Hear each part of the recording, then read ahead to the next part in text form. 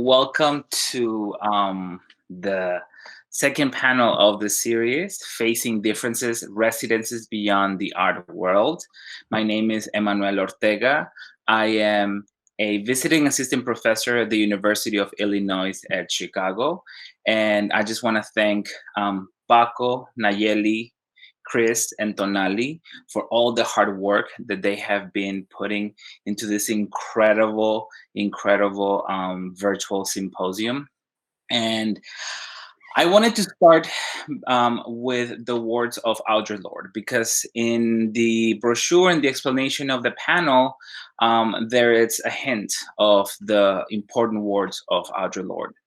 In her seminal essay, "In the Master Tools Will Never Dismantle the Master's House," Audre Lorde explains, quote, "Advocating the mere tolerance of difference between women is the grossest reformism. It is a total denial of the creative function of difference in our lives. For difference must not be merely tolerated, but seen as a fund of necessary polarities between which our creativity can spark like dialectic. Only then does the necessity for interdependency become unthreatening. Only within that interdependency of different strengths, acknowledged and equal, can the power to seek new ways to actively, quote unquote, be in the world generate, as well as the courage and sustenance to act where there are no charters," end of quote. So with that idea in mind, we are now concentrated here online, talking about differences within artist residencies. And just to explain a little bit about this panel, I would like to read also from the I keep wanting to say syllabus from the brochure. So it is indisputable the artist residencies have become crucial nodes for the art world, as they have expanded worldwide and exponentially in numbers in the last decades. Artist residencies provide much needed infrastructure and networks for the secular sector. Therefore, they have become sites of production, experimentation, spaces for research and sharing, and places where multiple artists and diverse ideas circulate. Nevertheless, residencies are also burdened with the weight of history. They are subject to economic, geopolitical, and ideological pressures, while constantly being reminded of the challenges of self-sustainability. Although residency models and their roles are numerous and diverse, especially considering their context and missions, anyone around the world who engages with them is confronted with the question of difference. And difference is going to be the key word for this panel. I want us to come back and think about what that means in the different contexts in which all of us are speaking. In the work of Audre Lorde, we find that differences should not be understood as tolerance, but as necessary to generate power and actively be in the world, as I mentioned before. Divide and conquer in our world must become define and empower. And for this panel, I want to introduce our panelists.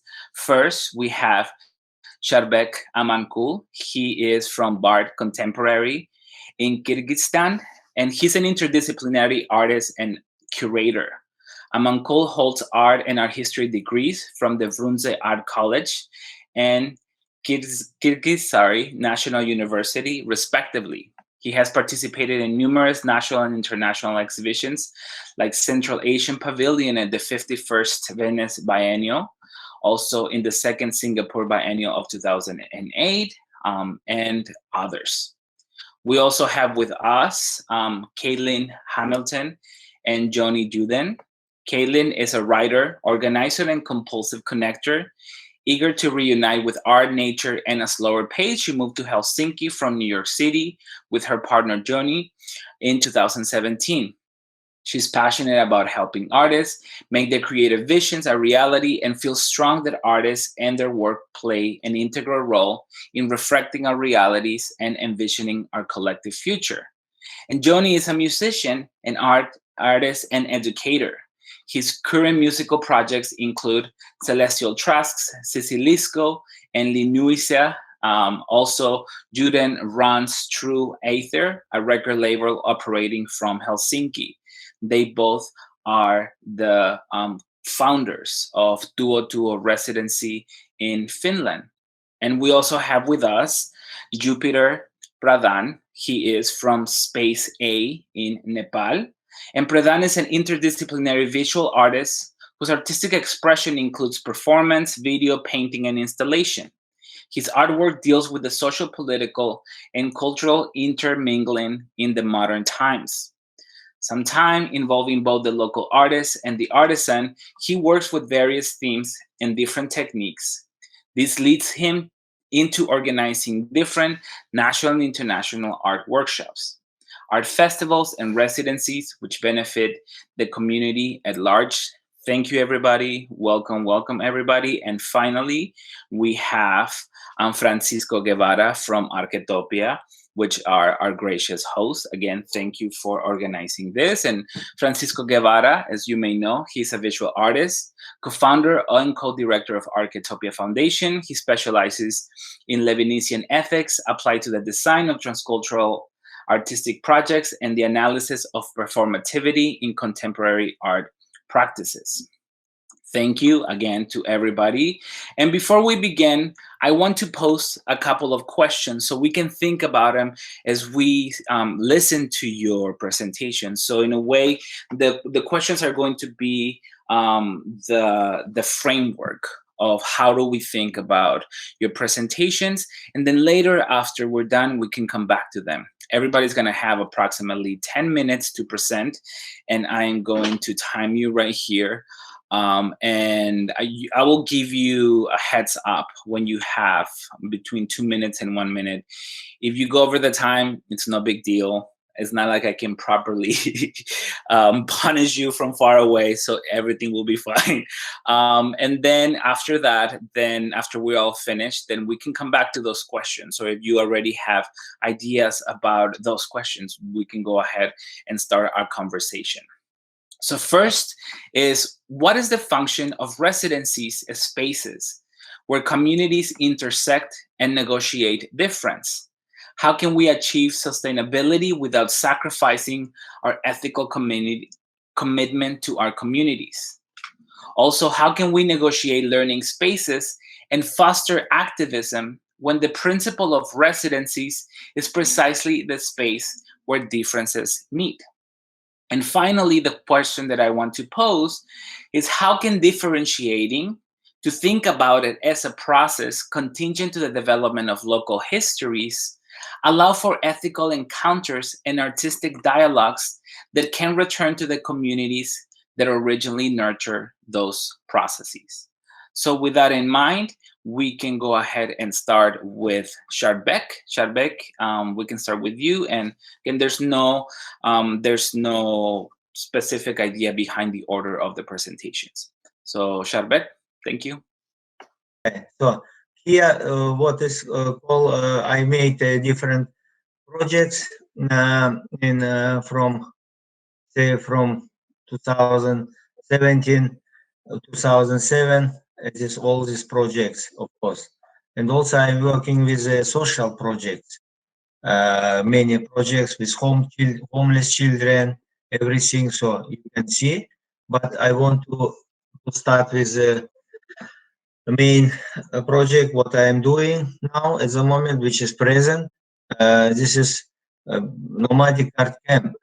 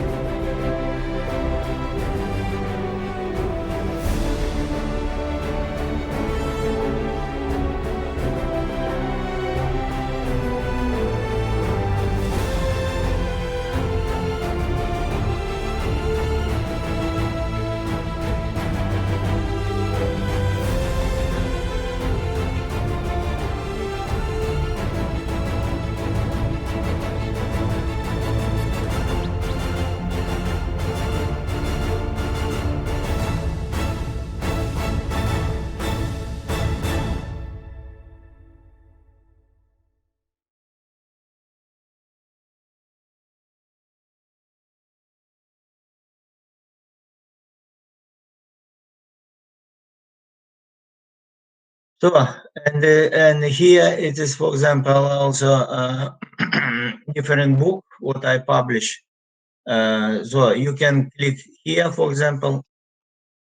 Yes, you can click here, for example, and then you can look and download all these books which is related to nomadic art camp residency because of it's to be language, two language, English and Russian, and you can see everything here. So many things. So and yes, and this is all what I'm doing now, and also here is this portfolio, for example. Just shortly, I can show you. You hear me? Yes. Hello. Did you hear Yes, me? yes, Okay. yes. So this is a short portfolio. That's because I have a limited time that I want to show you.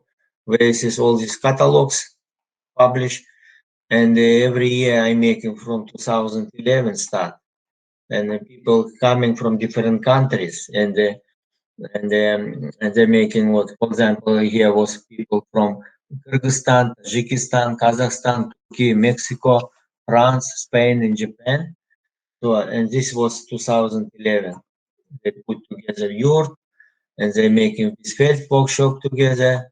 So everything was nice. Because of most important that is people who come this 2012 shortly, and because most important this is residency. I think this when people come from different country, from different age, from different nationality, from different religion, convention, they come as a, it can be a very famous artist or just beginner or art student, but they are always coming and come together. They don't know each other, but during the residency, they know each other, they working together, and they eating, living together. So this is very important to have this solidarity. And this is what I'm doing, of course.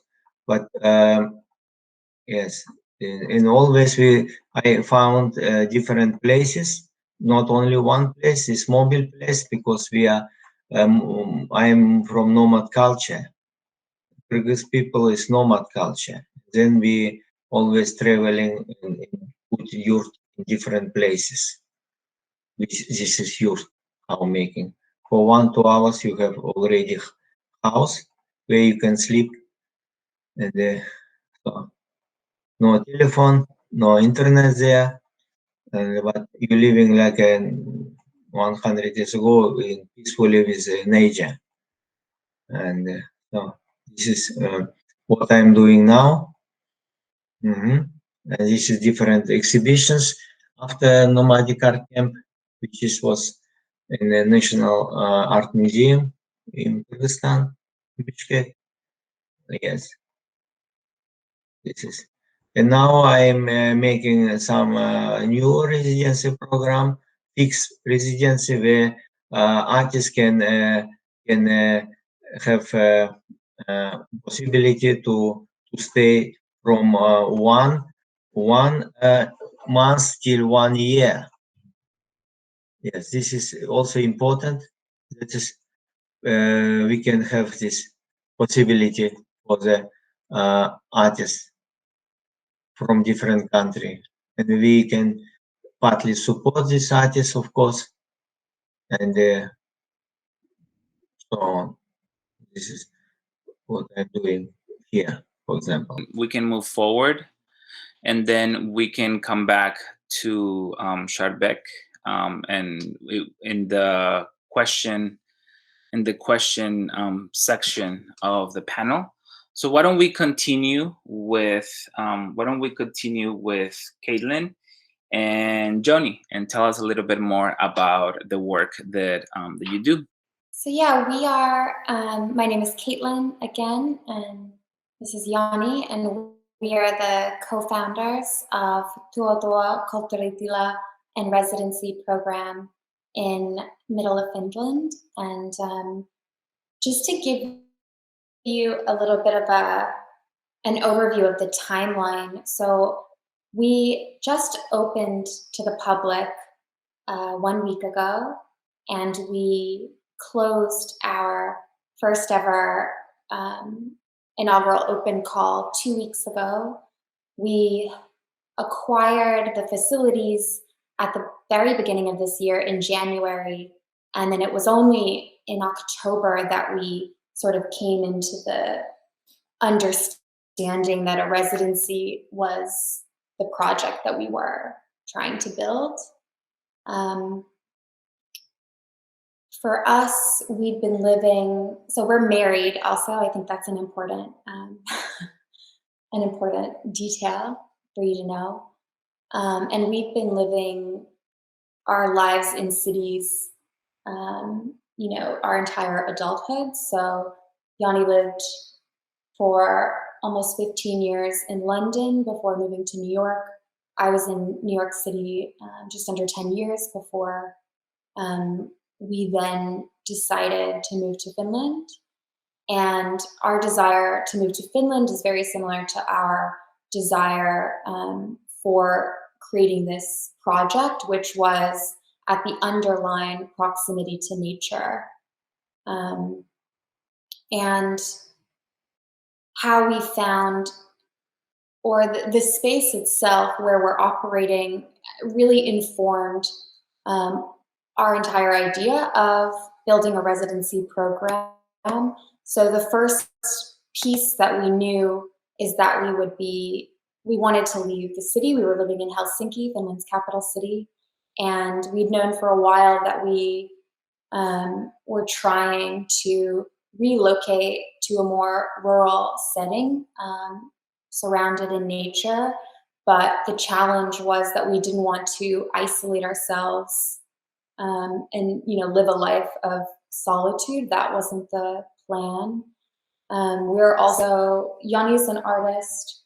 Our entire community has always been artists. I've professionally worked with artists throughout my entire career.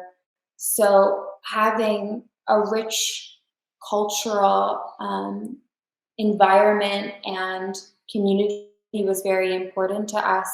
And so if we were going to move to the middle of nowhere, then maybe we would have to find a way to cultivate that, or at least help to facilitate that cultivation. And when we saw the space, which is an old schoolhouse that was built in 1930, we came into the facility that was previously owned by a designer who had already renovated the property and was using it as their atelier and showroom. So essentially we walked into this 100-year-old home that was already outfitted with multiple studios and also a showroom, which is a perfect space for exhibiting work. It's our gallery space now.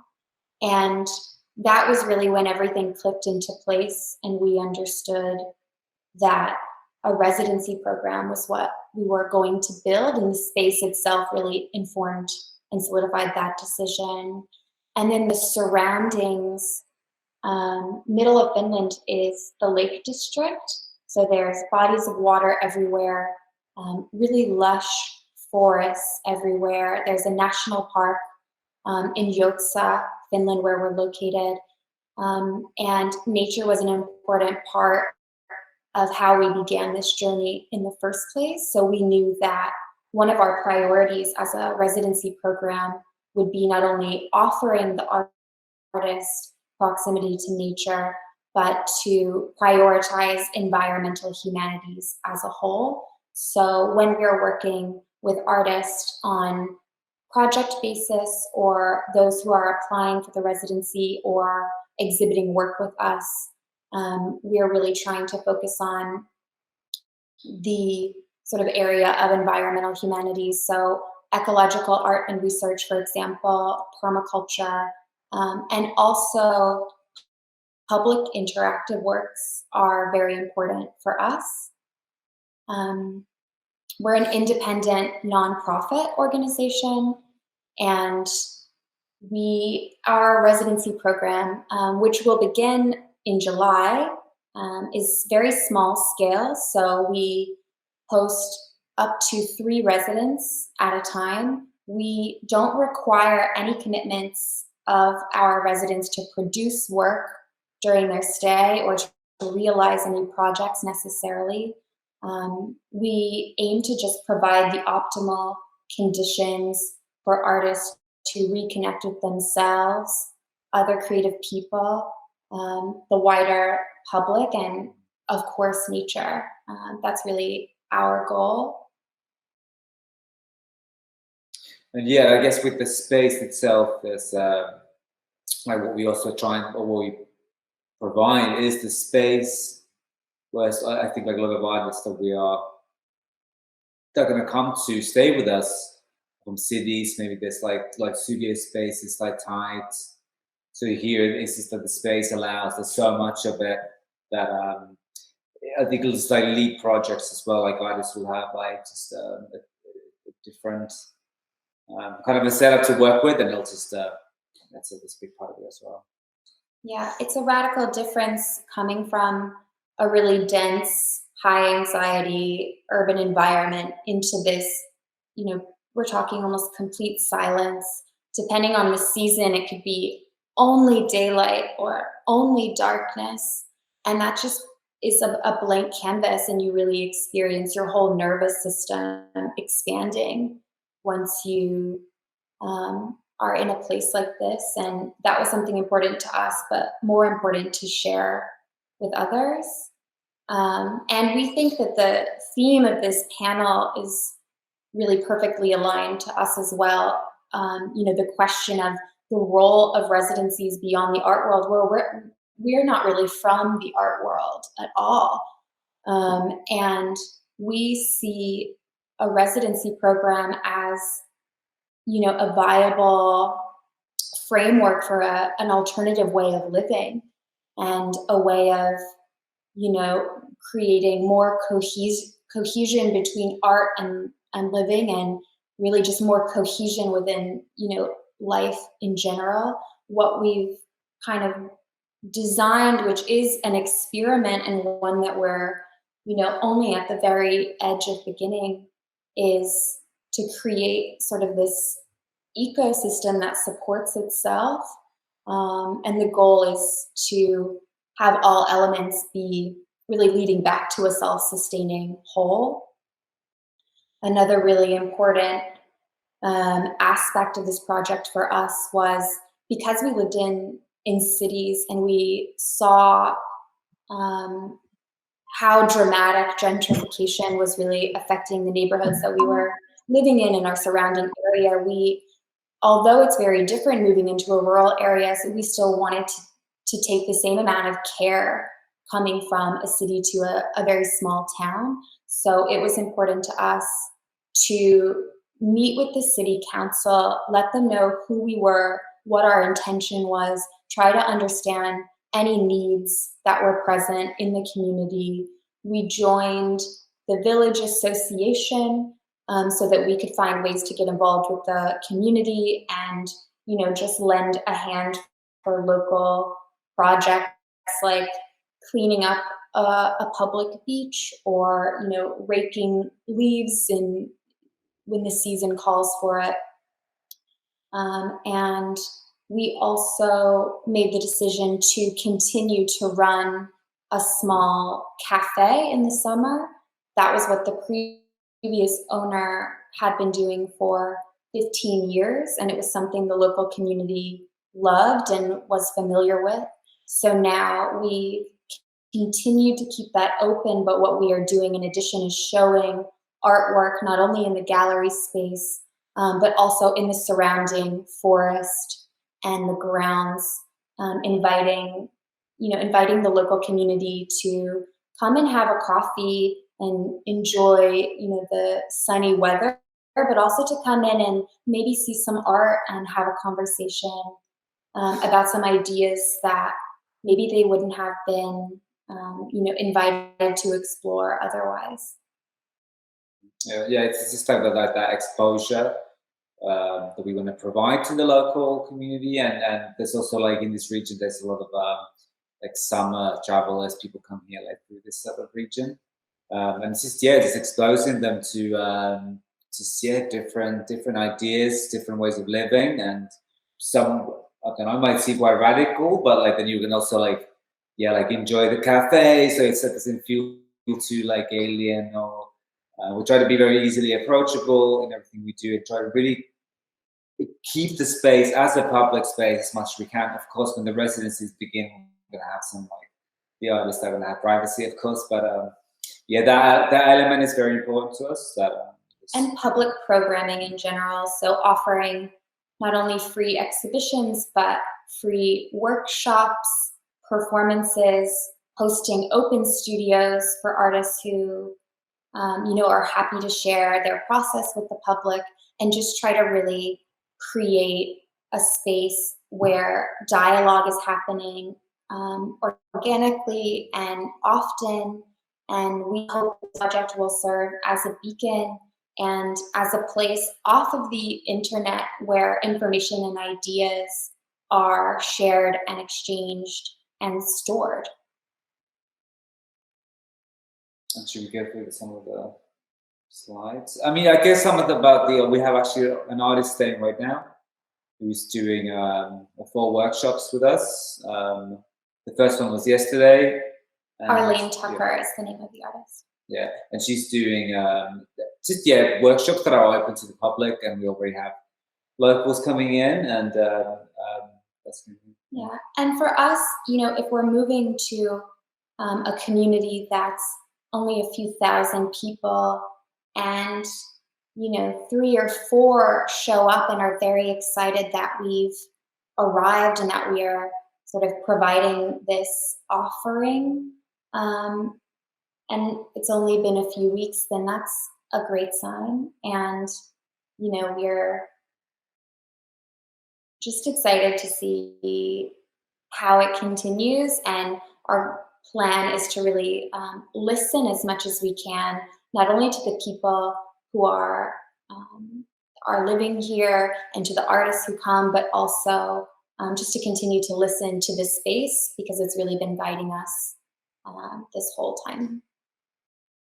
So this photo, you'll see our barn, which was built again in the late 1920s, early 30s. And this space has been converted into half as an exhibition space, and it's ideal for video work and screenings because it's quite dark inside. And then the other half is a studio space, so sort of a workshop and wood shop for artists who are maybe working with larger tools or sort of messier mediums, or building large-scale pieces. And here you'll see the gallery, which was originally the school's auditorium, but the number of students was maybe never more than 20 in total because it was the village school. So this serves as a space where we invite the public to see some art and have some discussions with artists. It's also the gallery. This is one of our indoor studios where artists who are working really in any medium or even hosting workshops might be. The next few slides are from our current opening exhibition. It's a solo show by Erika Hirsimäki. She's a Finnish artist, Helsinki-based, and her exhibition was really exploring some human behavior and also environmental implications and some complicated interweavings of the two. But the show featured a lot of site-specific pieces and biodegradable works that were installed in the forest.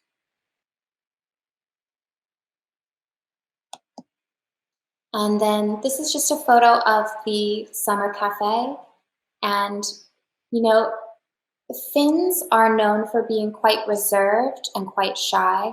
So being able to offer them, you know, a snack and a cup of coffee is really an important icebreaker in making sure that, again, we're not alienating anyone. And if, you know, we're introducing some very new ideas, then it's a way to ease in. Comes to the side of cheesecake. Exactly. Yeah, thank you. Yeah, thank you for this opportunity. Excellent. Thank you so much. It's so interesting to see how, with the framework of working outside of the art world, it, to a certain degree, seems to be matching the idea of working in rural places. So I want us to come back to some of those ideas of how the relationship with nature has affected the way that the differences are enacted amongst different artists on your spaces. So now we have Jupiter from Space A. Why don't we hear from him? Thank you so much.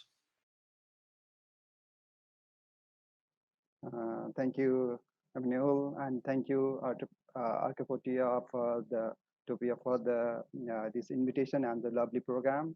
Thank you, Naili and Francisco. So first, I would like to introduce my space. It's called Space A. Actually, it's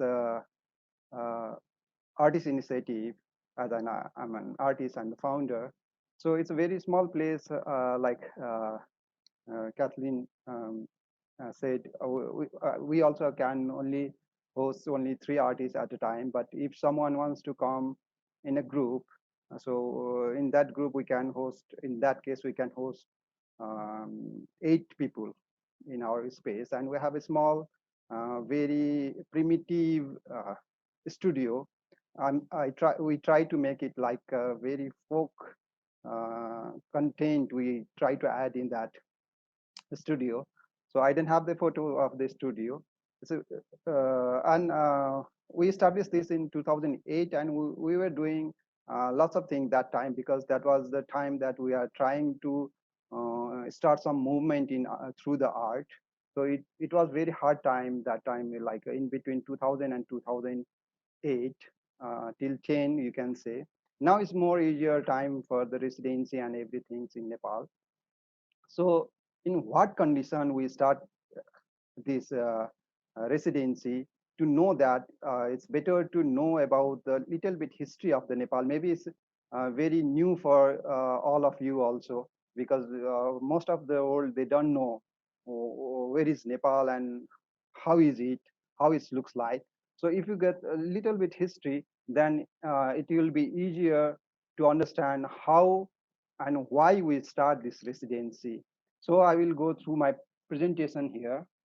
So it's Nepal. Nepal lies between the 2 big countries, India and China. And uh, historically, Nepal has been centered for the cultural trade and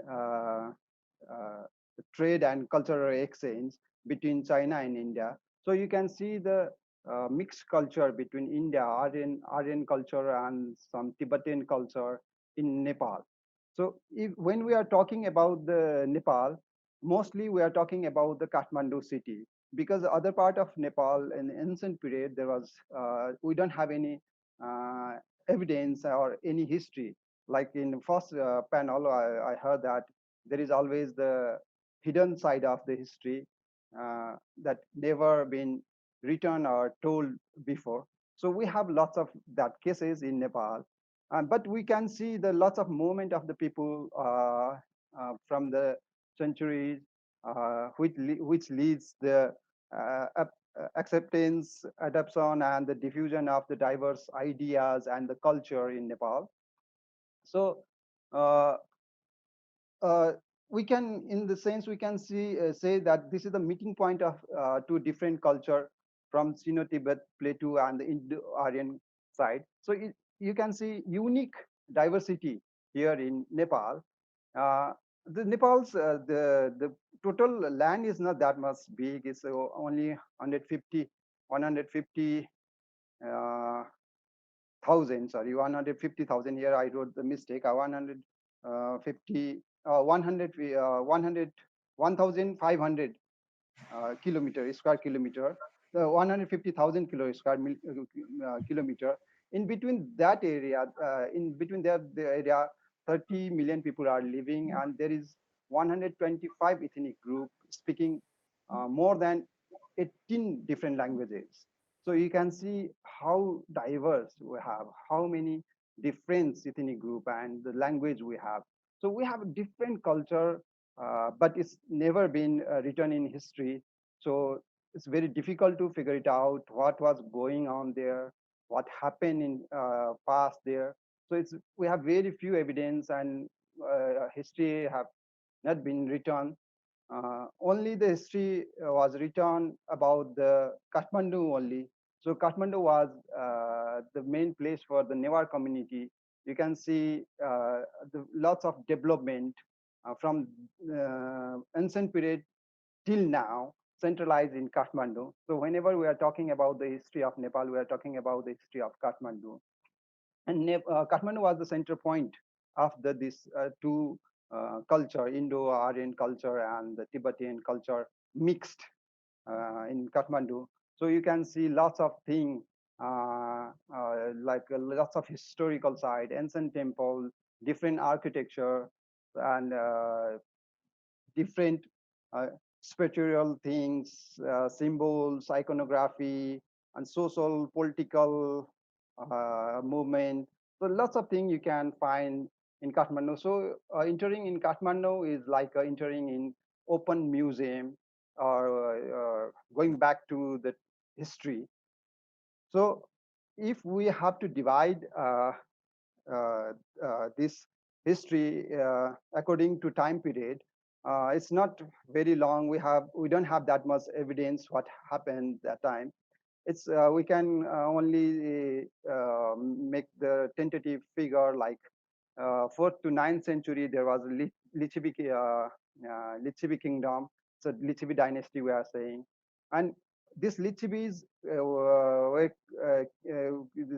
came from the India actually. When there was a big movement in India, political movement in India side, they just run away, or somehow they came to Nepal, or they came here to make a trade with the China. So they enter in Nepal and they live here and they just make their dynasty. They start their kingdom. So 4 to 9, 4 to 9th century, you can see there was the Lichivi period, and 13 to 18th century, there was Malla dynasty. Again, this Malla, they came from India side. They are Thakuri. They came from Indian side. And then after that, there is like a lots of gap that you can't find the history, or you can't find any evidence. So in 18th century, one king from Gorkha, Prithvinarayan Saha, he started to unify the country. So it becomes presents Nepal. So before that, Nepal was divided into very small countries for the centuries. So it was like 1786, we became a unified Nepal. It's at the same time that Britain colonized India. So, but Nepal never been colonized by any other country. So that was our pride, and we were not influenced by the Western culture during that time. And during after this unified Nepal, the Saha dynasty start, and during the Saha dynasty, another power rise that time in 1846. So there was a Saha king, but all the powers was in prime minister's hand. So Rana prime ministers start their rule. They start to ruling the country for 105 years. It was the darkest period of Nepali history. They just cut off Nepal's connection with the outer world, outer old. So, and the education was blocked for the general people. So the people during that time was not able to study. So the Jupiter, 1951. Yes. you have 2 minutes. Yeah. Oh, 2 minutes. Yes. Okay. So that time, the only literacy literacy rate was 5%, and then slowly we came to the modern period, and 1951 we came democracy. We got democracy, and this one make education free to all people. So this is the time that we get education and everything was free. Only 1951, and till 1951 we just came to contact with the outer world, and 60s and 70s there was the hippie period in Nepal. Lots of tourists came here. Again the movement, people's movement start in Nepal, and we had the connection with the Europe. So in this context, what we are doing now is the continuity of our history, that starting the movement through the residency. So after that period, I want to show you just briefly about the picture. This is the Lichibi periods, some artwork, and then it's Malla periods architecture. Still you can see in Nepal. And 1850, we had a little bit influence of the European things, because our prime minister went to Europe, and he started to make like this some architecture, and came European influence in Nepali art, but not in culture, of course. And slowly, after 1950, 1951, artists start to do it. Into the 21st century, we start a movement to tell them art must be for the activism. So we try to tell everyone, and that was the period that we established the space A. So we fight for like 10 years, and then slowly art start to talk about the politics and socio-political issues, economical issues, geopolitical issues. So Nepali artists start to talk about these things. Yes, and this is the space is some project that what we are going to do. Now we are not working as a workshop conductor or like these things. We are doing the residency, because now we want to tell the world what is Nepal, or how is our culture. So we are doing lots of activities, connecting with the different community.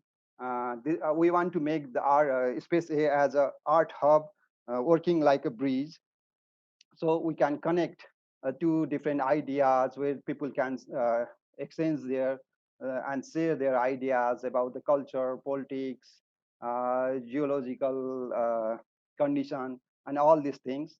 These are the some pictures that we are doing a presentation also. From that, the artist can exchange their experience also with the Nepali community and different community.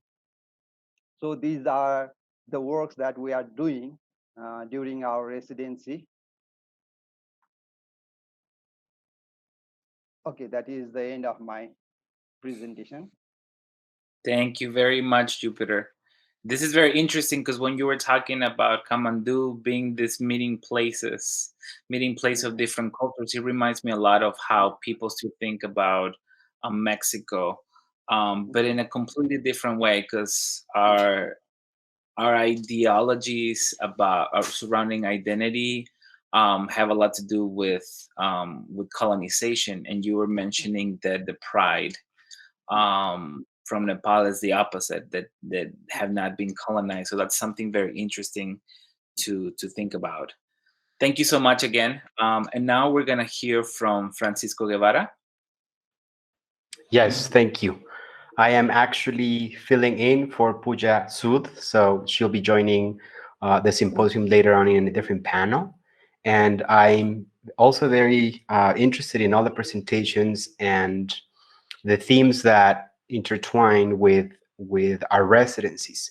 My presentation today is actually about freedom, and the programs that, every program that has presented talks about freedom. So I'll share with you my presentation. Just if Emmanuel, if you can let me know if you can actually see it, and I'll be in. We can see you and hear you. Perfect. So this is our space in Puebla, which we have the main offices. And one of the common themes and connections with other residencies is that we started with a very tiny, small program with one room. So how we think about sustainability is very important because we have been able to grow to the size and scale of the program that you see here in Puebla, but also in other cities, which are Oaxaca here in Mexico, Cusco in Peru, and also soon in Naples in Italy. And today I want to think about violence and violence as a process, not necessarily active physical violence. And I always bring into the conversation the voice of Emmanuel Levinas. Real violence, Levinas proposes, does not consist so much in injuring and annihilating persons as in interrupting their continuity, making them play roles in which they no longer recognize themselves, making them betray not only commitments, but their own substance, making them carry out actions that will destroy every possibility for action. And of course, this relates to the legacy of colonization and coloniality, which in Latin America is a complicated subject because we sort of decolonized our history early in the 19th century, 20th century, or late in the 19th century. So it is how we think about the residencies. So when residencies come to our space, we always make them aware of the following: how we perform the body, which is actually the artwork, and ourselves, greatly determines how we perform the text, which is also how we engage with art. And this is because identity is not something we are, it is something that we do. And this is in dialogue with Judith Butler. So I always make them aware of modernity. Modernity is to focus on what is right in front of us, and thus to overlook the deeper significance of our origins. At its core, to think of oneself as modern is to define one being in terms of time. To be modern means to be new, a novel way of being in the world, ultimately not even a form of being, but a form of becoming. This idea is rested on a revolutionary notion of freedom. Revolutionary is questionable. And progress. It is not a new notion of knowledge, but a new notion of time, not as circular, but as finite, but as linear and infinite.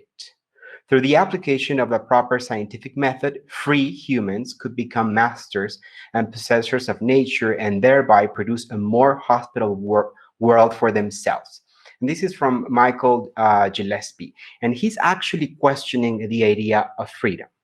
And the idea of freedom in the Americas comes out of the Declaration of Independence. And Jefferson was an active creator of the ideas of independence. And he wrote, "We hold these truths to be self-evident that all men are created equal, that they are endowed by their creators with certain unalienable rights, that among these are life, freedom, and the pursuit of happiness." And what we see is that during the time which Jefferson himself was a participant in the process of drafting the Declaration, there were 175 human beings of African blood in his legal possession. So the questions we need to ask when we think about the Americas in general and freedom in general is, what happens when the ideal of freedom eclipses justice?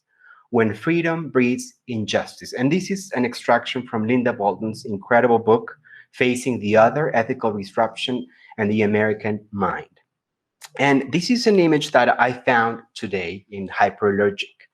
And the red dots cover the face of all the men who enslaved people in John Trumbull's painting Declaration of Independence.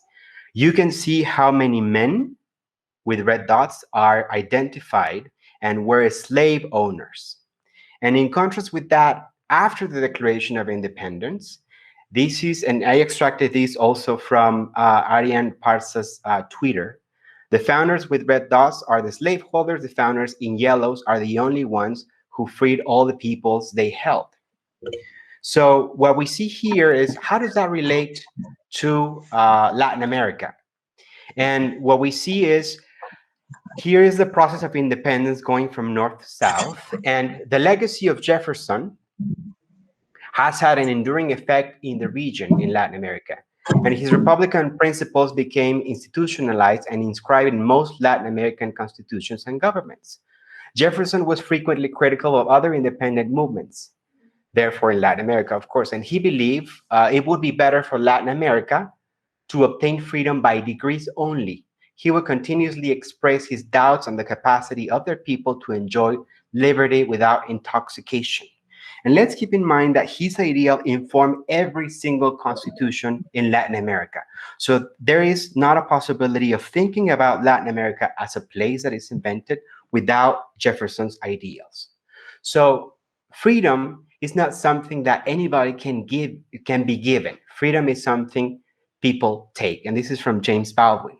And then I also make the connection with one of our keynote speakers, Dr. Christian Buick. In places where imperialism has shaped societies, freedom is usually experienced at the expense of identified targeted groups. And this links to UNESCO. UNESCO, after World War II, became the most important institution in the world that organizes culture. And here we see Monticello, which is the former plantation of Jefferson. And there are important intersections between UNESCO and Jefferson, because decades after its creation, UNESCO would formalize Jefferson's idea of individual freedom in multiple declarations, recommendations, and forums. And in 1987, the organization would explicitly commemorate his legacy when his former plantation were inscribed in the World Heritage Site list for their outstanding universal value. Universal, of course, it's quote unquote. Monticello and the key buildings of the University of Virginia are directly and materially associated with the ideas and ideals of Thomas Jefferson. Both the university buildings and Monticello were directly inspired by the principles derived from his deep knowledge of classical architecture and philosophy. So we actually celebrate the ideals of enslavement through architecture, and this is what UNESCO does. And then I also want us to think about the most important currency that we still use is the US dollars. And here are marked, and this is again from Arlen Parsa. These are the faces of those men who actively kept other communities enslaved. They were legal possessors of slaves. They were slave owners. And this is still the currency that we use. So we need to rethink how we exchange resources because it's always founded on slavery. So how does that relate to residency? We need to think about space, place, and then race and class. Where does politics happen in these conditions, and specifically thinking about space? Hannah Arendt called the domain of politics the space of appearance. This formation raises many questions. Who has the right to appear? Where? In what time? In what imagined community and lineage? Whose land was it first? What does it look like? Race is not an unfortunate historical legacy of past prejudice or an externally somehow distinct from the class struggle, but it is rather the vehicle by which the inequality necessary to capitalist accumulation is produced. Or as Hulk put it, race is a modality through which class is lived. And this is from Nicolas Mirsov's essay, Empty the Museum. So although classism and racism are not equivalent, they function in similar ways. Class, just like race, is also parasitic, attaching itself to other forms of ideologies, and chameleonic, changing form continuously. And this is something we need to think about when we think about Latin America, because it's not a space that is necessarily organized by race, but it's actually organized by class. The right to look, yes, thank you. The right to look, also known as the face-to-face encounter. And this is what we always think about in terms of differences. What we should seek to explore instead of restricted form is a space of appearance in which I do not name you, but listen so that we can create a space of invention and find each other. A space of appearance in which those present claim both what Judith Butler has called the right to appear in her rereading of Arendt, and what I have termed the right to look. And this is from Nicolas Mirsov. And this is how I want to end the presentation, how we think about the possibility of encounters. How when we think about residencies and when we meet in space and time, we also have to acknowledge how place has been invented. So what happens when someone who has to claim, sometimes through nationalism, not necessarily willingly, has to claim place, meaning the United States or Europe or any of the spaces that were created actively through empire, meet someone who lives in Latin America, for instance, in Mexico, whose ideals about freedom also came from a racialized space, but they're transformed into class. It's always a question of freedom and always a question of how we can create a space, not a place, in which we can encounter each other. Thank you. Thank you very much, Francisco, for that presentation. And I think that also helps us frame some of the ideas that that we were presenting in the beginning of the panel, because having residencies be spaces where we negotiate these encounters, it is very interesting to see that one of the running themes in all of the presentations, or one of the running themes in all of the residencies, is how there's a need to foster these encounters outside of the quote-unquote centers of the art world. And of course, that's an illusion, the idea of center and periphery. I like to think more about it in terms of how each one of you are creating your own centers. So why don't we start with that? How would that idea of separating yourselves as residencies outside of the quote-unquote, again, centers of the art world has affected these encounters or these ideas within those spaces? Meaning, when you have an artist coming from New York going to a residency in a bucolic setting outside of the city, how does that affect the way that he or she or they may interact with others within the community or even within the residency? So I don't know if somebody wants to start.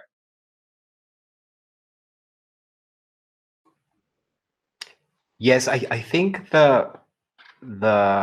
it's fascinating to think about how residencies are being mediated by the art world, and the common threads that we see in residencies here is how we envision our spaces, not necessarily as centers, but as possibility of connections.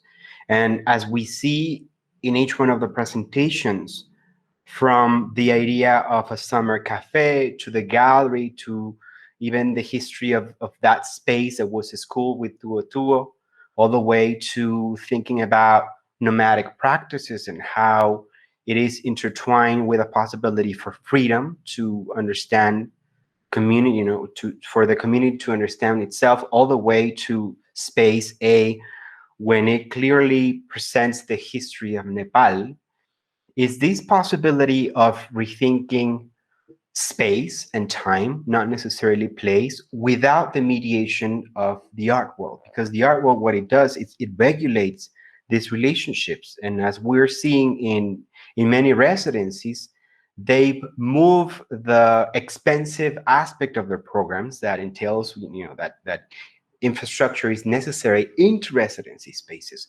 So smaller spaces, just like us, and through how we have grown, have the burden of history and how to negotiate that with the community, because that's the reality that we have to face.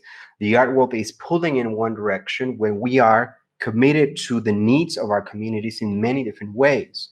So what I think is ideal in this question that you're asking is how our own spaces are connecting to our communities, not to bring them the art world, but to open a space where we can encounter each other. And I wonder also, how does that affect the artists, the type of artists that arrive into the residencies? Because the the idea of the residency is very specific. A lot of people have certain fantasies about residencies depending on the place where they're visiting. But when they are confronted with spaces that have that push the artists to have a different relationship, not only with the residents that they encounter, but also with the community, I wonder how much that affects the people that arrive. So that is a question for everybody. Do you encounter that within your applications, that you in a way have to start those negotiations even before they arrive into the spaces? Okay, I would like to say also something because of we need to understand one thing also. We are, for example, I am also, I think more people who is around me. Also, we are from country which is not well known in the art world, and we are not art market country. And if you say, okay, let's come to Kyrgyzstan or to Mexico or Nepal or Finland, they will say, okay, I will go to New York or Berlin because they have more better chance for the artists. So we need also this think about this, because to only special people who have very high knowledge, intellectual, and understand life, only they can come to Nepal or Finland or Kyrgyzstan or Mexico, because they have a really high understanding about humanity, about life, about art, about culture. In other case, if we talk about art residency, like a kind of a dream, I think it is not necessary, because of around the world a lot of residency, and which is supported by government, by rich sponsors, and normally we are making our residency without money in general, without any support, only our emotion, on your energy, idea, and we making this somehow. But also, I think it is very big question if we need to continue or not, or in which way, because when we will die, how it will be then, this what you make in your residency? Who will continue this residency? Because with your dying also will be finished this residency. If we want to make residency for ever or for a long time, for 100 years, is one question. If you would like to have only for, I don't know, while we are living, for 10 years, 20 years, 30 years, and then what will be this residency? Because this will be working on the time what is present now. We are working in the land and the time where is we are now. But if you want to make really basic, which will be like artwork, which will be always alive for the future, and this is another question, of course.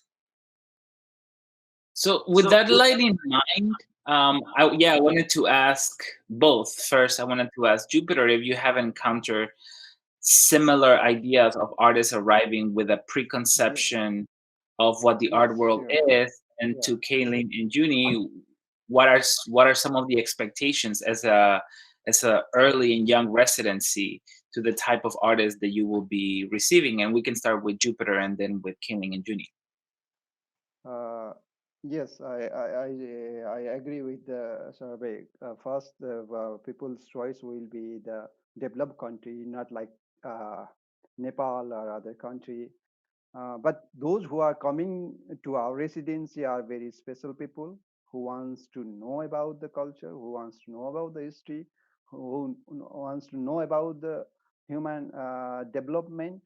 So those who wants to do research, they are coming. Mostly they are coming, and those who wants to uh, um, uh, experience the nature, actually, because the Nepal is the country full of nature. So we have lots of trekking trails that in 70s, 60s, 70s, there's hippies, people from Europe through the Istanbul who arrived Nepal. They make the lots of trail here. for trekking. So those who wants to experience these things, they will come here.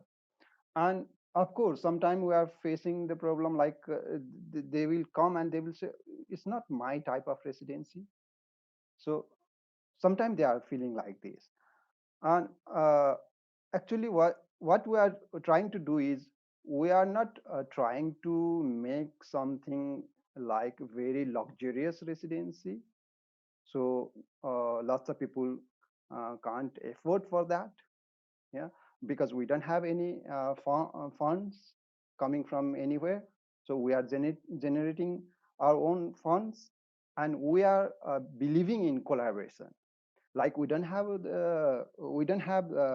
gallery. Actually, we are collaborating with different galleries here. We have a gallery MQ, Taragaon Museum, Siddhartha Art Gallery. So already we have some exist gallery. So we don't need gallery. Actually, we don't need to run the gallery. We are collaborating with these galleries. So whenever we need, we are going there. And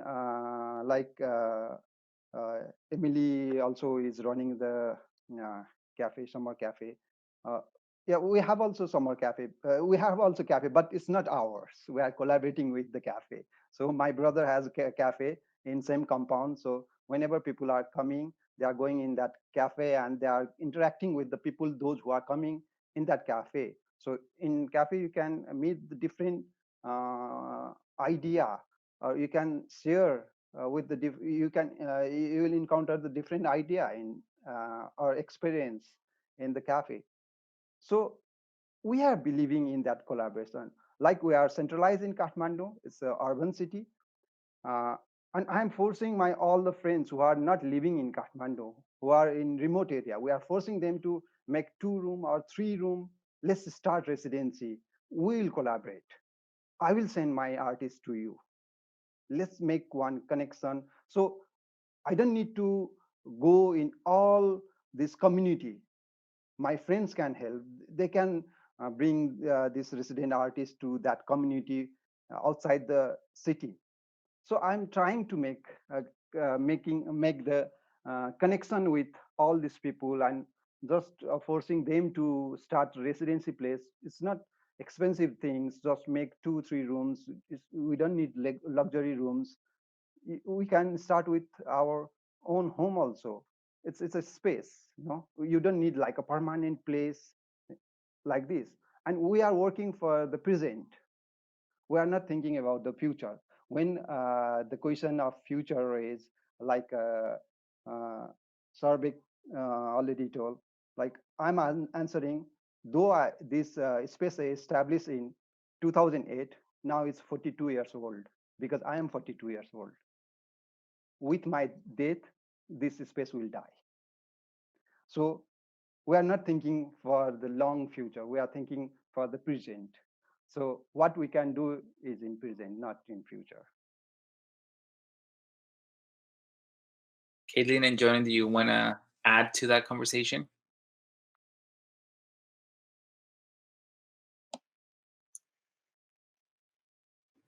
I mean, what we can talk about is our approach thus far. And, you know, we have some, you know, several sort of hypotheses that have been created, but we can't really speak on how they will play out yet, because our program won't start until July. But in terms of the application process and also communicating to potential applicants, the basis for acceptance for us was, can we meet the needs and can we provide the conditions that this artist is articulating in their statement of why they want to come here and what they plan to do. So can we service their idea, the experience they hope to have? Do we have the capacity? Do we have the resources? And that is really the guideline in terms of our acceptance process. And the application itself, we ask a lot of conditional questions. So we ask them, you know, do you have any technology or digital use preferences that we need to know about? Do you want a social environment or do you want solitude? Are you looking for engaging with the public or not so much? I mean, we ask a lot of different questions, and then our goal is to group artists with similar conditions into the same period, so that again, we're just providing the optimal conditions and there's some synergy that's happening. And then as far as the encounters between artists and the public, I mean, we really see it as our responsibility to kind of build a reputation and do a lot of that, you know, sort of PR work. But that's our job, making sure that the public holds us in good standing and that they trust us, like that mutual trust. That's our job to build, so that when artists come in, you know, they're not having to do that work. A lot of the introductions and the explanations and the legwork has sort of been laid for them. That's our hope, is that they enter a place that's already, you know, that there's already a level of acceptance and understanding of what takes place. And that's one of the reasons why we started with exhibitions before even opening the residency, so we can sort of do you know, a long-term introductory period. These are the types of ideas, these are the types of conversations, and the types of, you know, bodies that are going to be moving around and happening in this space, as sort of a primer for the community. But there's also like I think what Jupiter was saying about the gallery not necessarily even needing a gallery, and what is like a gallery space. And I think that's like the local people and the people in well, I would say like even in Finland generally see art as this like a thing that you go and experience in a gallery, kind of white space. You have paintings on the wall, and that's something also. And they also have this like, oh, art is something that you just kind of like have on the side. You know, things are good, and then you have like art. Whereas I feel like in other parts of the world, things are bad, so people really need the art, and the art comes through in like every day in very different ways than it does in this country. And I think like us, we really try to again, I just like that word, that exposure, expose these people, or expose the locals and people who come here to the different kind of art experience. And that's not just about maybe like a painting or a picture, that it's more it's just that touches on, otherwise it's the medium is not, maybe it's not so obvious in that sense. Mm. I mean, that goes with you know, the idea of, well, any radical thinking or activism, I mean, that is a priority, but making sure that it's palatable so that it can be received is equally important. So it's a constant balance, I think. Or will be, yeah, once we get started. Thank you very much. I'm thinking about this idea of freedom that Francisco posed, and the running theme of nature within all of their residencies, and with Archetypia, I'm thinking of Cusco and Oaxaca. In the art world in the 1960s, going off the grid, which it's a term that has its own series of problems, going off the grid into the Southwest of the United States, fostering this need for a minimalist encounter with nature, et cetera, became mainstream, became the art world, became the gallery. As Kirsten Buick was showing in her presentation, when there was no gallery in nature, then the artist brought nature into the gallery and commodified that. While so with that in mind, I'm wondering how how that affects the residencies and the interactions, because just like we have certain ideas about freedom and tells in the United States, many times the idea of being away from the city, it means freedom to a lot of artists. So I wonder how the thinking of freedom as a distortion and thinking of landscape as a fantasy, how that affects the artists that arrive or the artists that are applying in thinking of duo. It's so interesting to me that we have this established residencies and then we have you, because you are starting a residency in such a different time in history. So I like to hear both perspectives. So again, rephrasing the question, thinking about freedom of distortion, freedom as distortion and landscape as fantasy, how does that going to affect the interaction that artists have with both communities and other artists and other residents? And we can start with Paco because he started this whole thing about freedom. Yes, that's fine. Well, I think the process that we're describing is very interesting, because the common thread in the residencies as we think about the selection process is key. As Jupiter was explaining, there are many residents who have already a fantasy of the place, and that's intentional or unintentional. It doesn't really matter.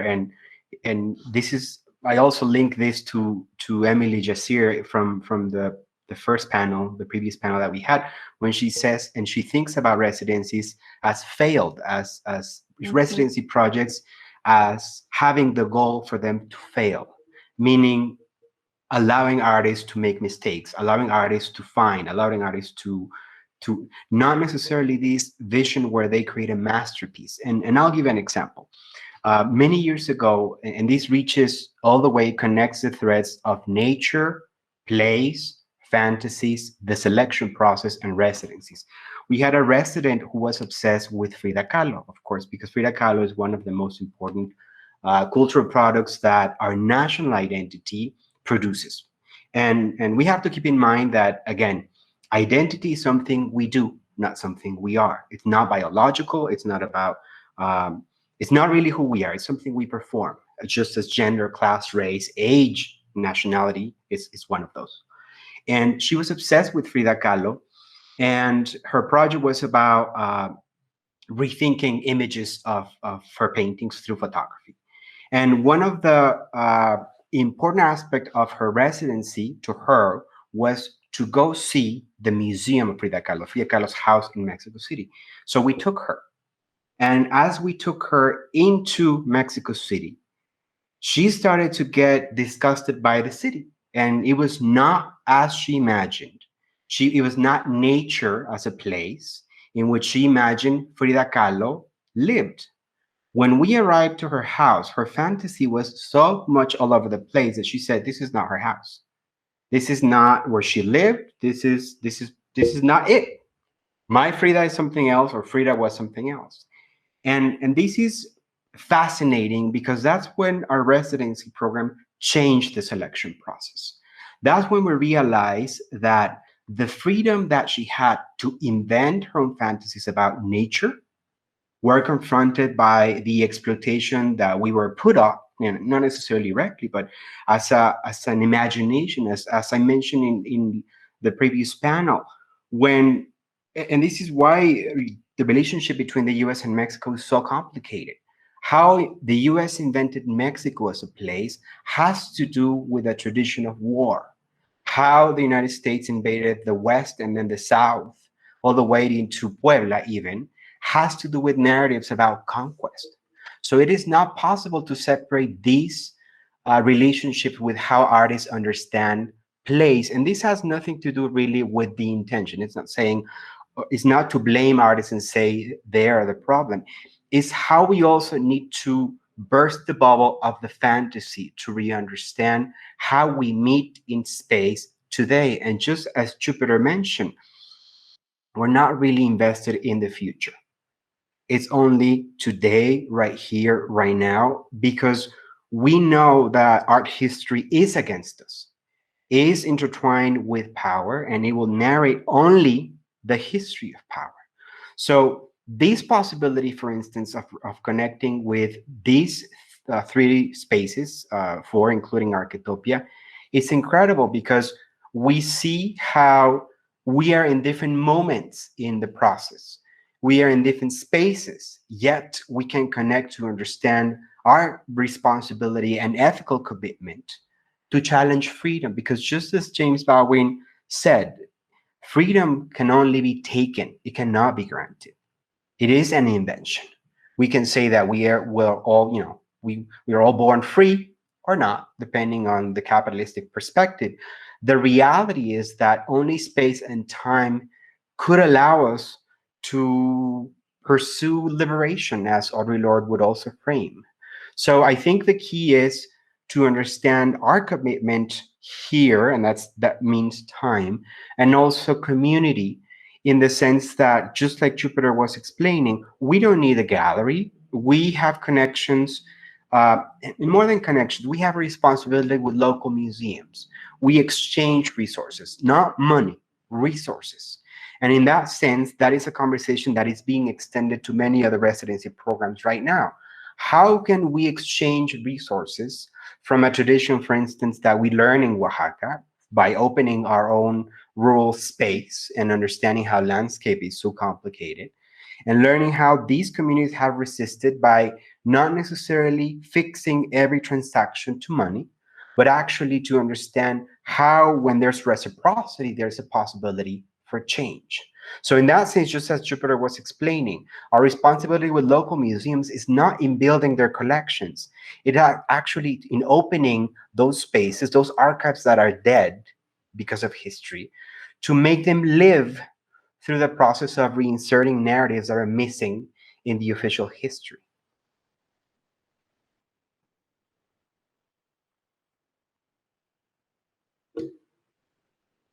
Thank you, Francisco. Does anybody want to answer it or continue that, those thoughts that Francisco brought to the table?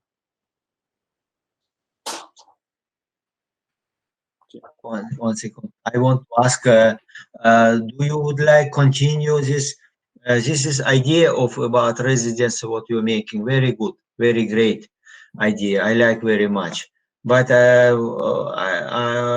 question is would you like continue this as some kind of discussion in the future, or what will be result of this our meeting on the future? How you see your perspective? What will be result for everybody? Because we share idea, we know each other a little bit, and then we can learn from each other. What is main idea to bring people together, and what will be result of this this communication? How you see this? What will be benefit to each other, to that we can forward this idea in the future? The question is to me? Okay. No, for everybody. Okay. I think we open, we discuss, because we are like one community now. Right. Yes, and I just worry if we can find some way to continue this and make more, because it's a really good idea that you bring all people together. I'm not part of a I mean, I am part of Architopia to some degree. I don't have a residency, but for example, as a professor, to me is so important to foster certain ideas in the classroom, and knowing that they won't end after the semester ends, because they're gonna continue if I send my students to a residency program, to me is incredibly important. So I think that these spaces and residencies challenging the fantasy of residency are extremely important now more than ever, because many times I work with students from a couple of weeks to 2-3 years, and that work sometimes ends right there because they have to enter the real world, because we live in a capitalist system and they have to survive. So I think that while we're not talking about future as an educator, I like to see this idea, these ideas and this conversation right here in broader sense in other residencies, because it is not until artists and students, in my case, are confronted with with the ideas that we learn in the classroom in a real setting, in a different setting, that there's a real change that is happening. I would like to add that this is a very important and relevant question, because one of the fantasies that we are led to believe is that what we physically live behind is what is our legacy. And that's the capitalistic perspective, how only what survives will gives us authority in the sense of a collection or a place or the legacy of who will continue the institution. And this is something that, because we are ethically committed to these questions, we have been questioning ourselves probably in the last 8 years. Does it really matter to continue after we're gone? Who knows and who cares? However, what I think is the relevant question that is being asked is, how do we reconnect beyond geography, beyond having to have these meetings in an imaginary center that is organizing and ruling over the opinions that we have? And for a lack of a better word, as I mentioned before, it's a new topography. How do we allow ourselves to learn from each other? Because when we think about, and this is something that we thought from the beginning, when we invited Tuo, this is not about how much they know about residencies, but it is their expertise in their own community that makes their project outstanding. So, of course, there is a possibility and the necessity from Architopia to learn from them, as well as Space A and Bishkek Contemporary. So it is this ongoing conversation that needs to happen. Something that we also need to rethink is that resistance from these empire, as we call it in abstract, which could be nationalism, the nation, or capitalism, or the power that controls, has happened. Resistance has happened through the centuries. So this is how we also know that by acknowledging differences, as opposed to thinking that we only see humans, which is a dead conversation, we always see differences, because the differences will make us change. When we encounter, it will move us. It will leave us in a different state, in a different possibility, which creates friction and the possibility of knowledge, which comes out of that friction. So when we think about other ways of exchanging resources, I think if there's a future, that should be it. How do we exchange resources beyond money? Because the conversation here is human resources, how residencies are not places, are spaces where artists organize them. We as artists, we as creators, we as makers, and I mean residency managers and anyone who's invested in having a space and opening a space for residencies. And then we encounter artists in the context of our communities. So in that sense, yes, it's a larger conversation that extends to how we learn from each other as a possibility of a space. And in that sense, exchanging our resources.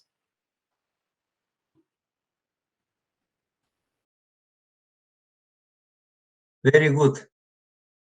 And Emmanuel, what you are teaching in university?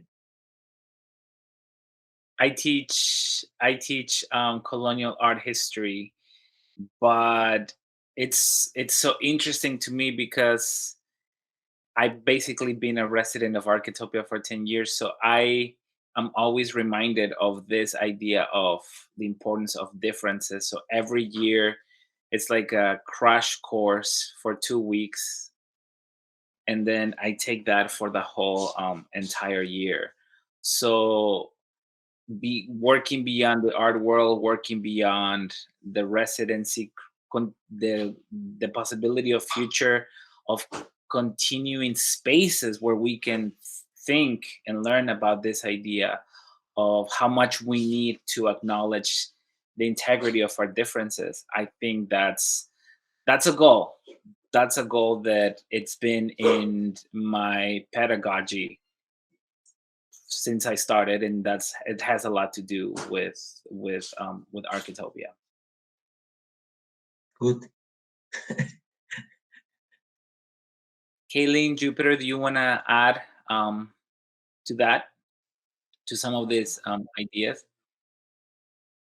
Yeah, it's like yes, the conversation that we are doing is the kind of the exchange of the idea and experience. Like before this conversation, I was thinking the problem that what I am facing is only one me here, but it's now I knew that there is other spaces also who are facing the same thing. That give me the strength, yeah, to move forward from tomorrow. So that is the energy we'll get from the collaboration of idea, exchange of idea, experience. Yeah, this is the important part. Like Space is doing the collaboration with lots of organizations nowadays inside the country and outside the country also. Like we have the collaboration with the Iranian theater and Spaces, likewise in Bangladesh. Yeah. So this is the very important thing that we can deliver our idea or exchange with each other. I think this is the result. The result will come tomorrow in positive way. So and little bit out of track, I want to add something. So I want to hear from your side also in this difficult situation as we are in physical distance. So what I felt is now our responsibility towards the society is increased a lot. Like very painful, heart-touching incident happened in Nepal is when the lockdown started, people were moving from one place to another place, and there was like lots of people who didn't have the money. There was not the shortage of the food, but because of the capitalism, there was the shortage of money, and they couldn't eat, and they were walking for like 7 and 8 days to reach their house. So it was very painful time I found, and then I started one project. Now I'm going to make it very big, like planting the fruits in public place, so everyone gets those who need, they can get easily the food. So I'm growing trees now, fruit trees, and I'm going to plant it in public place, so all the poor people, they can get the food at least in seasonal foods. I'm making different seasonal foods. So it lead me to think about uh, another project which will make my residency sustainable, like invest in farming.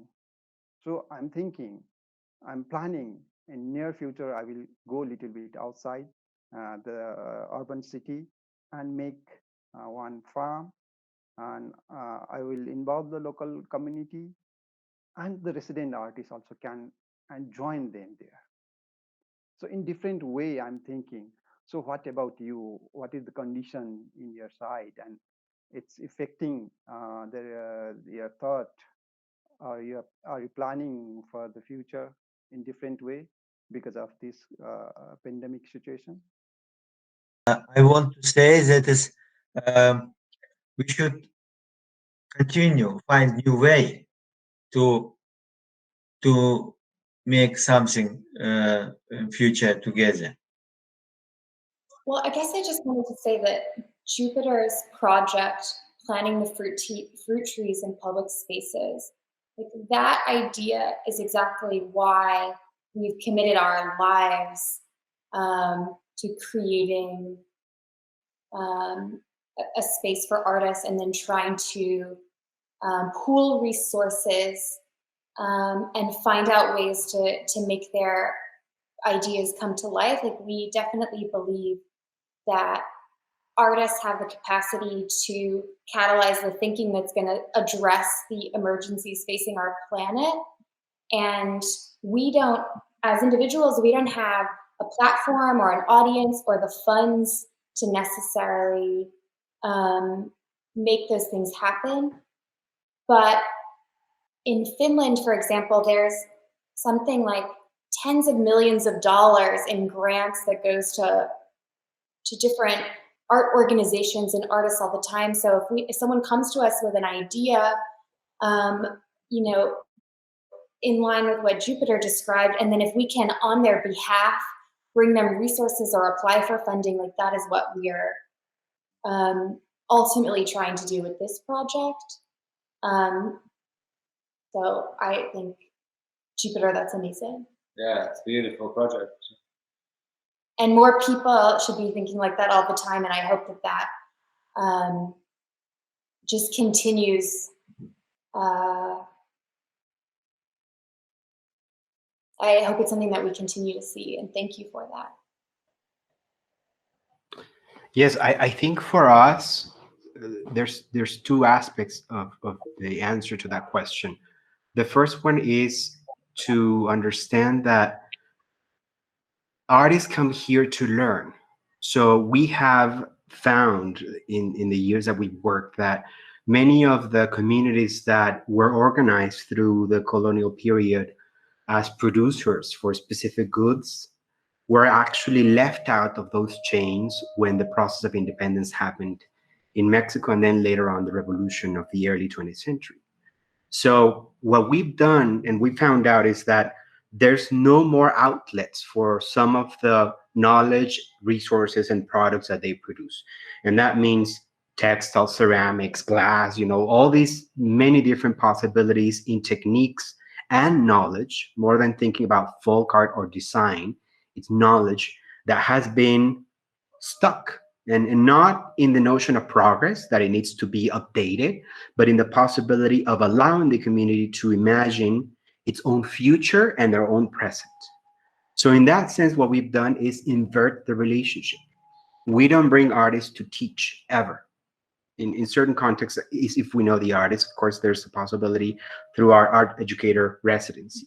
But for the most part, artists come here to learn. So we find artists within the community who can actually teach about the encounter. And what that means is that we don't ask local artists to teach in English.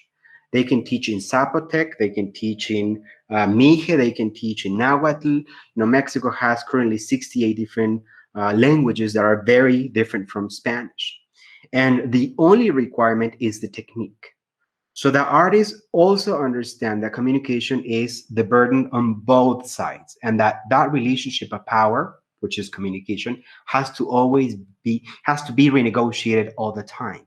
So then the resources that the artist brings are there funneled into the community. Currently, Architopia supports 50 families roughly of artists who are connected to our programs, including, of course, our staff. We don't get any funding from the government or any institution. We, of course, have an amazing board of directors, but all of our programs have become sustainable because it's not up to us how we decide the future of these communities, but up to these communities. So our responsibility, if we tap into the resources, is to give back in resources. And that's not only money, of course, it's learning and exchanging and different possibilities. Now, the question that Jupiter is also asking is very relevant to us because what we see as a problem that is a consequence of the pandemic and is actually a consequence of this capitalistic system is the lack of access to food. And we're also looking at how we buy all of our resources locally, first of all, because all of our residencies provide the lodging and the food. So that ensures, not necessarily with the organic standards of the United States, because that's also an invented industry, but the actual organic standards of the community, which means free of pesticides, but also the local knowledge of how to grow your own vegetables. How we tap into that to support these communities, but we're also looking at the future of farming. Of course, we can't farm everything we eat, but we have the possibility to begin farming, you know, main ingredients in Cusco, main ingredients in Puebla, main ingredients in Oaxaca through local farming. Not necessarily that we're going to invent the farming or opening a farm, but how we connect, just like as we connect with the museum. when we offer an exhibition as part of a residency, then we also have to connect with a farm, exchanging other possibilities, not necessarily inserting artists directly, but making artists aware that these resources are very valuable and also expensive, and not in the economic sense, but it's always at the expense of a community. So therefore, there is a relationship between the artist and Architopia and every single possibility of a community member within the space that we have in Oaxaca, in Cusco, in Puebla, and also in Naples. So yes, we're also looking at how we plant specific plants for food, how we funnel specific resources into very small scale farming, because this is, it's something extra, not necessarily our mission, but it is connected to our mission. So how do we make this into the residency program? We were having discussions lately, Nayeli and myself, how do we rethink residencies? Because this idea of the luxurious hotel, which is not necessarily residencies, but how the tradition of traveling has created that expectation is gone. Now it's about safety, and safety implies community. How do we keep ourselves safe together? Not safe from germs, not safe, and I don't mean that anything is going to be dirty, but what I mean is shifting the conversation from the health industry into the community. How we assume the responsibility that we have with each other, from the artist arriving to a residency all the way to everyone who provides the resources and the services that we put into each one of the projects. Thank you, Francisco. I think we are running out of time. I just wanted to see if anybody had some last comments or last questions before we wrap this up.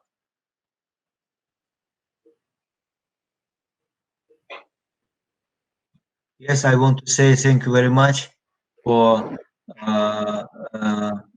this great our meeting, which was really not good connection, of course, but I will send you also later for everybody, and especially for people who make this idea. Of course, it's Francisco and then Nayeli, yes? Yes. You're right? Yes. Nayeli, yes. Yes, of course, Emmanuel and Kaitlyn and Joni and Jupiter, yes, right? Jupiter. Yes. Okay, good. So I feel like I am like one very close family with you now. We have very short time, but I feel like very like one my family. Like I feel very, very nice, very friendly, very close to my heart. So, and I hope we will make together in the future. Thank you. Thank you, Shaarbek. Yes, we hope truly. And yeah, thank you all for this opportunity again. It was, we learned so much today in just a couple of hours, and this is a great meeting. I want to conclude with just a little bit about what we learned in the panel, because thinking about differences within the spaces that you're all creating, being at a home or residency or out in the open, when thinking about it through the resources the community can offer and how you can offer them back to the community, then the context, the local context and history is enacted, and that's when learning happens. And that seems to be the I don't know how to say in English, la moraleja del panel. So thank you, everybody. Thank you for the invitation again, Paco, Nayeli, Chris, and Tonali, and till next time. Yes, thank you. I just wanted to add really quickly, and as I've been also mentioning to other panels, this is the possibility of rethinking how we reconnect, because geography should not be the obstacle. Of course, funding is always a question, but we need to rethink resources. And what we're putting here on the table is the possibility of opening of space in the virtual, ephemeral, and even physical possibility of having Finland here and Kyrgyzstan here and Nepal here, because just as we have mentioned, it is a very close, we are in close proximity in our experiences, different with the richness that that encompasses, but also putting on the table the possibility for collaborations. By the end, or towards the end, the symposium, we are also having a session on alternative economies to rethink our own connections with community, with our communities, within our spaces, but also with each other. So this is an open invitation to all of the programs that are participating to figure out what is the next step in our collaboration for anyone and all of the programs who are interested in this possibility of reconnecting. So thank you all as well. Thank you, Manuel. Thank you, everyone. Thank you. Thank you very much. Gracias. Right. Adiós. Ciao. Thank you. Bye-bye. Chao. Bye.